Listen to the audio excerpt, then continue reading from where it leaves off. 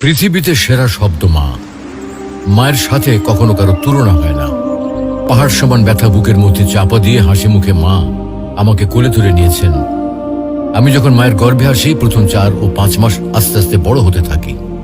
তখন মা কোনো খাবার খেতে পারত না। রাত দিন সবসময় কষ্ট পেত।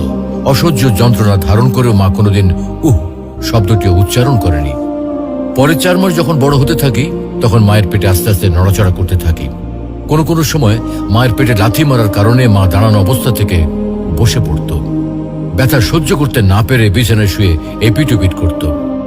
10 মাস পর যখন এই পৃথিবীতে আসার সময় হয়, তখন শুরু হয় মায়ের সীমাহীন কষ্ট আর ব্যথা। একজন মানুষের নির্ধারিত আছে সে কতটুকু ব্যথা সহ্য করতে পারবে। সন্তান প্রসবের ব্যথা নিয়ে বড় বড় চিকিৎসা বিজ্ঞানীরা বলেন, একটা মানুষ সর্বোচ্চ 45 ইউনিট ব্যথা সহ্য করতে পারে। এর উপরে হলে হয়তো সে মারা যাবে, আর তা না হলে অজ্ঞান হয়ে পড়বে। যখন মা আমাকে প্রসব করে, তখন তার ব্যথা হয় 60 ইউনিটের মতো, যা আমাদের দেহের 206টি হাড়ের মধ্যে 20টি হাড় একসাথে ভেঙে গেলে যে ব্যথা অনুভূত হয়। এতটুকু ব্যথা সহ্য করে মা আমাদেরকে এই পৃথিবীতে আলোর মুখ দেখান। মায়ের ঋণ কিভাবে শোধ করব আমি?